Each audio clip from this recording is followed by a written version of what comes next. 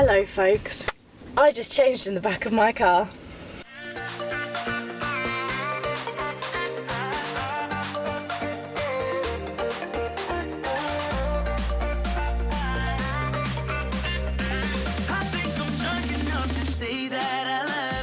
Oh, by the way, starting all this. Hi, if you haven't met me before, my name's Alice. The lighting's a state, as am I, but here we go, on another drive with me that I seem to just love doing. So I'll explain today. Okay, I was at the gym, okay, no, not great. I wasn't going to film anything today, but I was at the gym and I'm actually now travelling to Salisbury to go visit some family, and I meant to get there for lunch, which is very vague, but because I'm having lunch with a family and 2 children, I was like, oh, I could push it to like 2, but that's a bit mean. At this rate, I should get there at like 20 past 1, if all goes well. But yeah, and so I'm on my way home for Christmas. Can you see me? I really hope so. Yeah, I'm on my way home for Christmas. I'm actually really excited, and because Salisbury is on the way back to Bristol from Brighton, which is where I'm at uni in my 3rd year, if you didn't know, I was like, you know what, I'll go see this family, even though I'm seeing them in a few days' time at another family meetup. So the family I'm going to see today, oh my god, shut up. The family I'm going to see today is technically Ali. The mum is my cousin, but she's older than me, so I've always called her auntie, even though she's not my auntie. And she's married to Martin, who is in the army, and they have 2 kids, Hattie and Charlie, who I don't have favourites in my family, because you're not meant to have favourites, but they have a, oh my god, thanks, I nearly died. They all have a really special place in my heart. Like, I just really love them. It's one of those where I don't really see them that much, but I really value them and everything that they do for my life. They are getting a dog, so I'm going to see a puppy. They got one last Christmas after their old dog Brig died, Charlie's dog, and the one this year is going to be Hattie's dog. This is my little spiel. I love them so much. And the reason I was getting changed in the back of my car was because I brought a bag of spare clothes to change into that aren't my gym clothes, like my sports bra and shorts and trackies. And I left it in the boot of the car, and I was like, well, I still need to get changed. So I just got in the back seat and changed. The sports bra was the difficult part. Nothing flashed. Every minute was I'm checking around like, oh my god, is someone there? The drive is meant to be 2 hours and 15 minutes, so that will be an interesting experience. And yeah, music-wise, the CD I have in at the minute is Alicia Dixon throwback that I bought from a charity shop and listened to when my sister was down. Oh, I'm joking. Oh, dangerous. And I'm really hungry, but I have nothing to eat. So, oh, this is sad. Odds, take the exit towards London. This changes vibes quickly. Take the exit.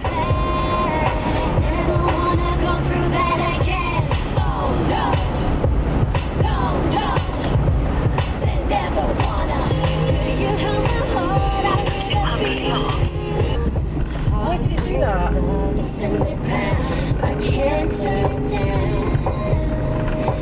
going right. Let's hope I have enough petrol to get me there.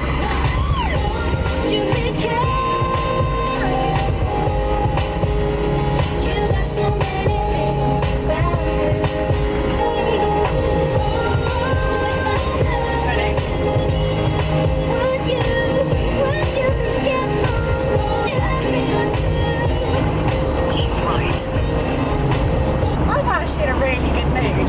Not what I wanted, not what I wanted. Not to be hella deep. 23, London. The past week I've been good. About the 3 weeks before that, I've been really bad. Mental health wise, I've been really bad. And I'd have good days, and I went to go get like a Christmas tree with my housemates, and when I spent the weekend with Thea, I've had good days, but I've had really bad days, and I've been quite honest with it, but I haven't told everyone because it for me to kind of talk about unless I'm like really comfortable with someone knowing. And it's quite useful that I have to look at the road and not look at the camera, because it's quite hard for me to like talk about it, but I want to be open and honest, and the whole reason I film videos is so that I can look back at them and know where I was at and what was going on. I am currently I'm in therapy. Technical course that I'm on is this is actually really hard for me. The course that I'm technically on is a group course. There's 12 of us.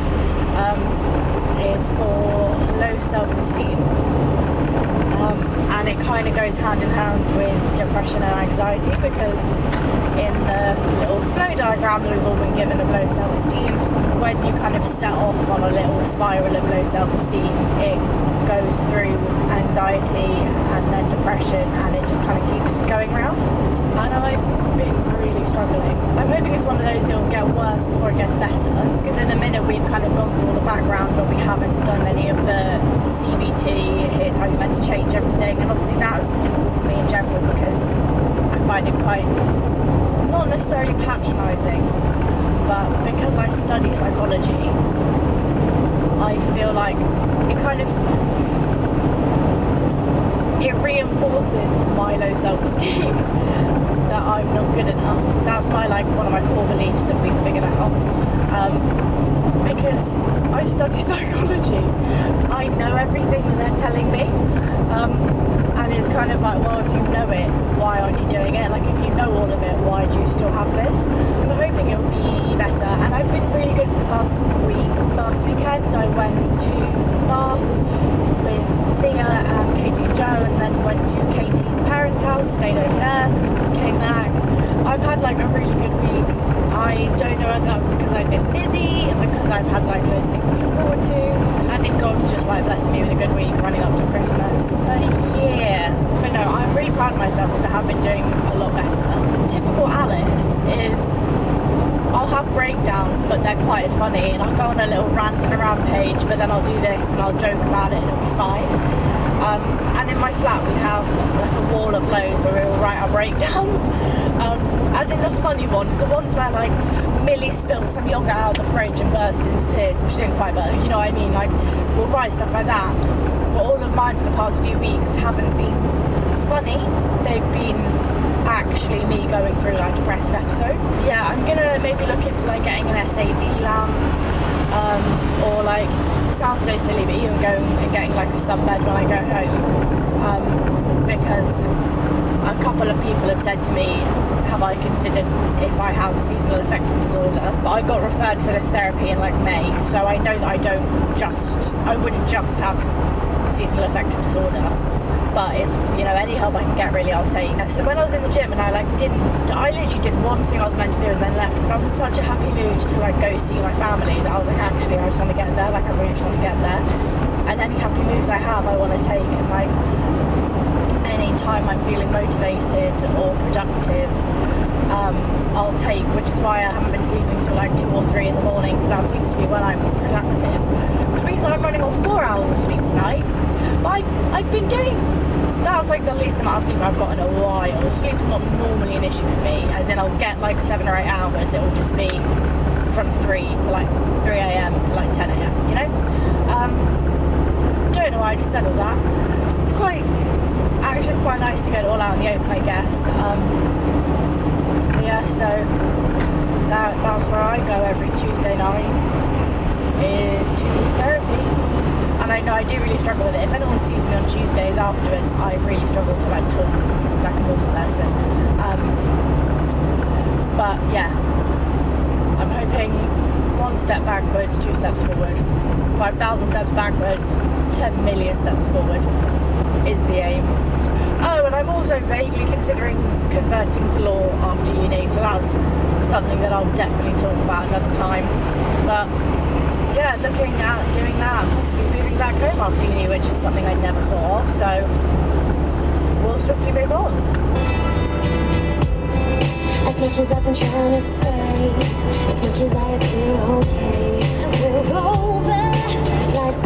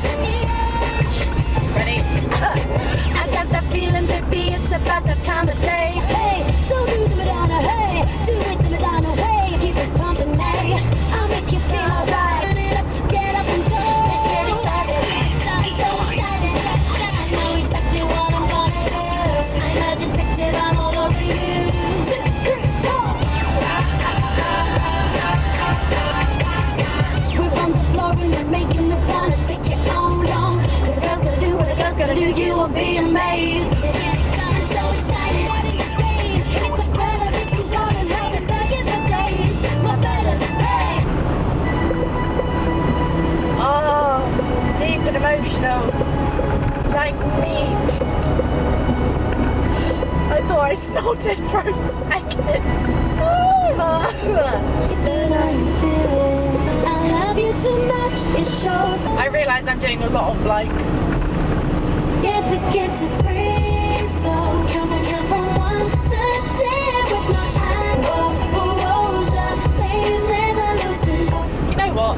I will talk about the law thing very briefly. So, not to sound like a lunatic, in summer, our Focus, this church camp festival-y thing, I basically felt like I was being called to do law. When I say called, that's like the Christian way of saying, I think this is something that God told me to do. There was a bunch of things that led up to it, like different feelings I had when someone was talking to me about law, and this little girl in my youth group was telling me she was going to be a lawyer, and it felt a bit funky for the whole week. And basically, I think I avoid asking God for stuff because I don't think he'll answer me. And I was just like, God, like, is this something from you? Am I going mental, or is this something from you? So I put my hands out in prayer, I wasn't really expecting anything. I basically just got shabbered for the first time.